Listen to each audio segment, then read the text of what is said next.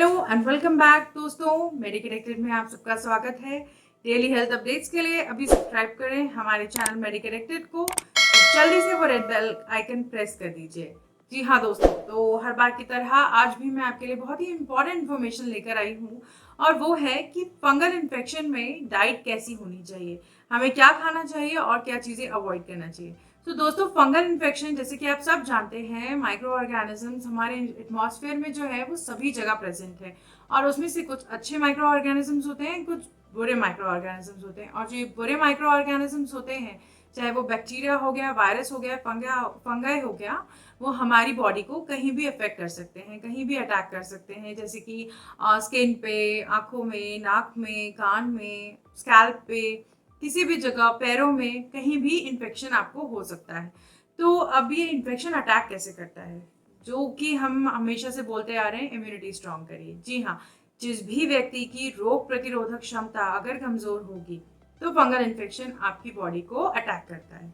तो आपको अंदर से बहुत ज़्यादा स्ट्रांग रहने की दोस्तों बहुत ज़्यादा ज़रूरत है, क्योंकि इम्यूनिटी अगर कमज़ोर हुई तो ऐसे इन्फेक्शंस, बैक्टीरिया, वायरस या फंगाई आपको हमेशा परेशान करते रहेंगे और इसके कारण आपको कहीं जिस भी पर्टिकुलर एरिया में आपको इन्फेक्शन हुआ है वहाँ पे इचिंग होगी, रैशेज आ जाएंगे, स्पॉट्स आ जाएंगे, ब्लैक या रेड, किसी भी तरह के। तो ये सारे जो हैं वो फंगल इन्फेक्शन के सारे लक्षण होते हैं।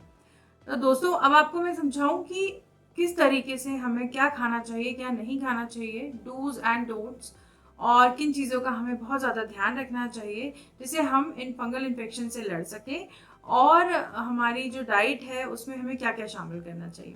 दोस्तों, सबसे पहले जैसे हमने पहले भी समझाया है पुराने वीडियोस में कि इम्यूनिटी हमारी स्ट्रांग होनी चाहिए, जिसके लिए हमें प्रॉपर बैलेंस्ड डाइट लेनी चाहिए और योगा करना चाहिए, व्यायाम करना चाहिए और पर्टिकुलर टाइम पे खाना पीना और सोना चाहिए, पानी बहुत अच्छे से पीना चाहिए। आधी इम्यूनिटी आपकी यही स्ट्रांग हो गई। इसके अलावा फंगल इन्फेक्शन के समय पे आपको क्या खाना चाहिए, क्या नहीं खाना चाहिए, तो इसमें सबसे पहले चीज़ जो है वो है कोकोनट ऑयल।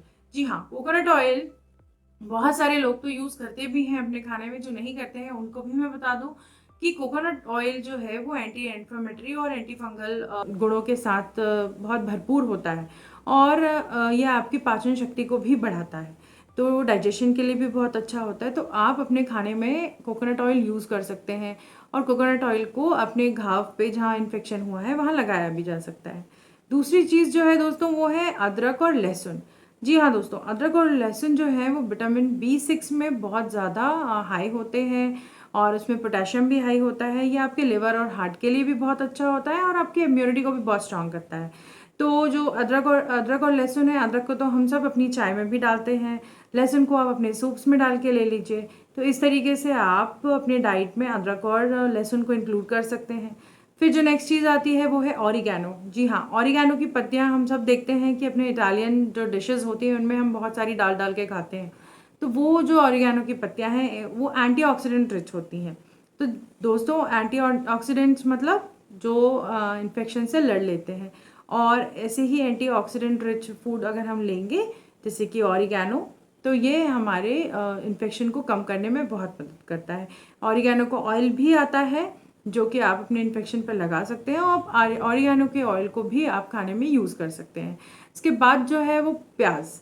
प्याज दोस्तों बहुत से लोगों को पता ही नहीं होगा, लेकिन ये भी विटामिन C रिच होती है, विटामिन B6 रिच होती है, इसमें भी एंटीऑक्सीडेंट्स होते हैं और ये एंटी पैरासिटिक भी होती है। तो ये सारे इन्फेक्शन से लड़ सकती है दोस्तों।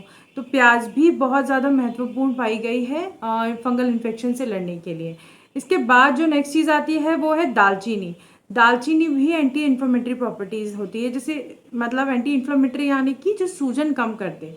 तो ये इन्फेक्शंस में बहुत ज़्यादा हेल्पफुल पाई गई है। आप दालचीनी को अपने चाय में या आप काढ़े में डाल के ले लीजिए। खुद ही आप जो बनाते हैं, जो शेक्स बनाते हैं, आप उसमें उसका पाउडर ले लीजिए। ये ब्लड रेगुलेशन में बहुत हेल्पफुल होती है और ये भी इन्फेक्शन से लड़ने में हमारी मदद करती है। इसके अलावा दोस्तों, जो नेक्स्ट चीज़ मैं आपको बताने जा रही हूँ वो है हल्दी। हल्दी हम सब जानते हैं बहुत ही गुणकारी और बहुत ही लाभदायक होती है। किसी भी तरह का इन्फेक्शन हुआ हम सब जल्दी से हल्दी का दूध पी लेते हैं। तो इसी तरीके से अगर फंगल इन्फेक्शन भी होता है तो आप हल्दी का दूध लीजिए या कच्ची हल्दी को भी आप घोल कर पीस कर अपने घाव पे लगा सकते हैं। वो भी बहुत हेल्पफुल पाई जाती है। फिर एलोवेरा का जो जूस होता है या जो जेल होता है वो भी बहुत अच्छा माना जाता है। एलोवेरा का जूस आप लेंगे तो आपके डाइजेशन भी अच्छा होगा और वो आपके इन्फेक्शंस को भी रोकता है, आपकी इम्यूनिटी को स्ट्रॉन्ग करता है। नाउ इसके बाद जो मैं समझाने जा रही हूँ वो ऐसी चीज़ें बताने जा रही हूँ जिनको आपको अवॉइड करना है। जब अगर आपको इन्फेक्शन है तो आपको इन चीज़ों को नहीं लेना है। और वो सारी चीज़ें जैसे कि सबसे पहले आया हाई कॉम्प्लेक्स कार्बोहाइड्रेट्स। तो ये कॉम्प्लेक्स कार्बोहाइड्रेट क्या है कि जो रिफाइंड कार्बोहाइड्रेट होता है कि जैसे मैदा आइटम्स या मैदा और वाइट ब्रेड, पास्ता, और इसके अलावा जो शुगरी ड्रिंक्स होती हैं, बेवरेजेस होते हैं जिनमें बहुत ज़्यादा शुगर होती है, स्वीट्स और जो सोडा ड्रिंक्स होती हैं, कार्बोनेटेड ड्रिंक्स होती हैं, ये सब क्या है आपके इन्फेक्शन के लिए खाना बन जाती हैं और ये फंगस, बैक्टीरिया, वायरस इन सबको बढ़ा देती हैं। तो हमें क्या करना है कि स्पेशली जब हमें इन्फेक्शन है और वैसे भी हमें ध्यान रखना चाहिए कि हम इन सब चीज़ों का सेवन बहुत लिमिटेड करें और इन्फेक्शन को बढ़ने ना दें। तो आप जो कार्बोहाइड्रेट्स हैं उनको बहुत ध्यान से, जो सिंपल कार्बोहाइड्रेट्स हैं उनको लें और ये रिफाइंड कार्बोहाइड्रेट्स ना लें। फिर आप जो सोडा ड्रिंक्स हैं उनको कम लीजिए, इसकी जगह आप नारियल पानी पीजिए या ठंडा आप लेमन जूस पीजिए बिना शक्कर का। इसके अलावा आप ये जो कार्बोनेटेड ड्रिंक्स हैं, जो शुगर वाली ड्रिंक्स हैं या फ्रूट जूसेस हैं, इन सब का सेवन ना करें। इसकी जगह आप मठा लीजिए, दही लीजिए, वो प्रोबायोटिक्स होते हैं। तो फंगल इन्फेक्शन में जो प्रोबायोटिक्स हैं वो बहुत ज़्यादा कारगर पाए गए हैं। प्रोबायोटिक फूड जैसे कि आपका दही हो गया, ककड़ी हो गया, इसके अलावा जो फर्मेंटेड फूड होते हैं जिनको हम ईस्ट से खमीर उठा के बनाते हैं, ये सारी चीज़ें जो हैं वो आपके इन्फेक्शन को दबा देती हैं, सप्रेस कर देती हैं और आपको इन इन्फेक्शन से लड़ने में बहुत मदद करती हैं दोस्तों। तो इस तरीके से अगर आप अपने डाइट में चेंजेस करेंगे, पानी पिएंगे, अपने आसपास साफ सफाई रखेंगे, बार बार आप हाथ धोते रहिए, तो इन्फेक्शन आपसे दूर रहेंगे और अपनी इम्यूनिटी को स्ट्रॉन्ग करिए। दोस्तों बहुत ही जल्दी से वो रेड बेल आइकन प्रेस करिए, हमारे चैनल को सब्सक्राइब करिए और देखते रहिए मेडिकेटेड। Thank you.